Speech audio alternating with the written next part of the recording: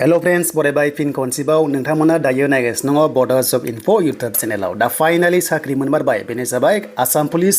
एडिआरइ Assam police grade club आरो लोगोसे गोबां साख्रिनि रिजाल्ट लारि फैगासिनो दङ दिनै साख्रि मोनमारबाय सिलेक्टेड जाबाय बयनिसिमबो कंग्रेचुलेसन जायनोखि पास जाबाय आरो मोनसे बाथ्रा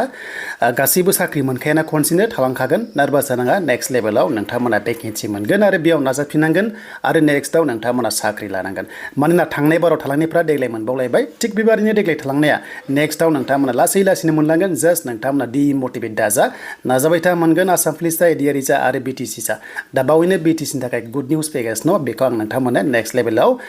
फोरमायलांबाय थागोन जियानो जा जों थांनि बोरै चेक खालामनांगौ एबा काट अफ बेसेबां थांमारदों जों बेखौ दायो जस्ट जोङो लिंकआव थांना नायनो एडिआरइ थार्ड ग्रेड रिजाल्टआ दिनै होबाय नोंथांमोना क्लिक हियाराव क्लिक खालामनाय लोगो लोगोनो बेयाव नोंथांमोननि रिजाल्टखौ मोनगोन जायनो पास जाबाय नोंथांमोना सिलेक्टेड ओंखारगोन आरो जायफ्रा पास जायाखै डिसक्वालिफाइड जायोबा बेयाव रिजाल्टखौ मोननाय नङा बेखायनो एप्लिकेसन नाम्बार पासवर्डखौ होनानै नोंथांमोना लगइन खालामनांगोन आरो बावदोंबा नोंथांमोना फरगट पासवर्डआव क्लिक खालामबानो आइडिखौहाय रिकभारि खालामनानै नायनो हायो नै दा नोंथांमोना बेखौ रिकभारि खालामनानै नायनो हागोन टेनसन गैया मबाइल नाम्बार बार्थडे बानो जागोन आरो दानिया बे जाबाय थार्ड ग्रेड रिजाल्ट आरो ग्रेड 4आ नैबे ग्रेड 4आ 15 अक्ट'बराव रिजाल्ट ओंखारगोन नाथाय मोनसे बाथ्रा जोङो काट अफ बेयाव नुनो मोनासै देग्लाय अके थ' जोङो काट अफ नुवासै मानोना जोंनि 175 एग्जाम डिग्री लेभेला बेयाव काट अफआ बेसेबां थांखो 90 प्लास थांखो ना 100 थांदों जों बेखौ दायो बुंनो हाथ'वा बेखौ समजों लोगोसे अफिसियेल नटिस मोनगोन अब्लासो जोङो माने फोरमायनो हासिगोन आरो दा जियानो जा काट अफखौ होनाय नङा आसाम पुलिसाबो होथ'वाखै आरो लोगोसे एडिआरइआवबो होथ'वाखै दा नेक्स्टआव जुदि गोदान आपडेट फैयोबा नैबे नटिसआ बेयावनो काट अफखौहाय माने फर्स्ट चइसआवहाय एबा एसटि खथायाव बेसेबां थांदों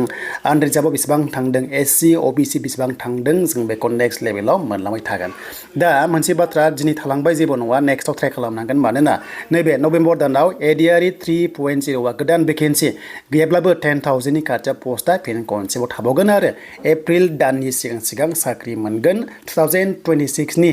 एप्रिल दानाव आसाम एसेम्बली इलेक्शन दङ बिनि सिगां फिन खनसेबाव एडिआरइ आसाम पुलिस बेनिफ्राय मेडिकेलाव साख्रि फैगोन दानि जों थांसै बेनो जाबाय जोंहा एसएलपीआरबी एबा आसाम पुलिसनि रिजाल्ट नायनाय अफिसियेल वेबसाइटआव दायो जों फैबाय एसएलपीआरबी अफिसियेल वेबसाइटआव बेयावबो रिजाल्टआ दिनै फैबाय नै बेनो जाबाय नोंथांमोना मोननै अपसन मोनदों फार्स्टनि जाबाय एसआई आरो लोगोसे मोनसे जाबाय कनस्टेबलआव बेनो जाबाय कमान्डो बेटालियनआव क्लिक खालामनाय लोगो नोंथांमोना 144 ना 164 पस्टआ दंमोन ना बेखौ नायनोब्ला नोंथांमोना नैबे क्लिक हियाराव थुनांगौ दे दा बे लिंकआव थुनानै नोंथांमोना मा खालामनांगोन गावनि रल नाम्बार बार्थडेखौ होनानै लगइन खालामबासो माने डाइरेक्ट रिजाल्टखौ नुगोन आरो नङाबा जोङो ओरैनो जेनेरेलि रिजाल्टखौ नुनो हायाखै आरो काट अफबो होआखै दे काट अफ होआखै बेसेबां थांमारदों नै बेयावनो दङ खुगाबो दङ बार दङ माने ग्रेड 4 स्टाफआ बेयाव दङ आरो दा काट अफ होआखै बेसेबां थांदों बेखौ जोङो नेक्स्ट लेभेलाव अफिसियेल नटिस मोनबासो बुंनो हासिगोन नाथाय काट अफआ एसे हाइ लेभेल थांगोन मानोना पस्टआ खममोन नालाय आरो एसआइआव नैबाव क्लिक खालामनाय लोगो एसआइ एबि इउबि बेयाव दङ आरो लोगोसे थ' बेवहाय आरोबाव डिजिसिडि एबा सिभिल डिफेन्सआ दङ आरो बावहाय नोंथांमोनाबो सेम कन्डिसन फन नाम्बार एप्लिकेन्स नेम बेनिफ्राय बार्थडे होनानै केपचा कड होनानै डाउनलड खालामनांगोन दा बेनिफ्राय कमेन्ट्सआव लिरबानो जाबाय सोर क्वालिफाइड जाखो कमान्डो बेटालियन एसआइ एबि बेनिफ्राय इउबि आरो ग्रेड 4आव देन बेनिफ्राय गाबोन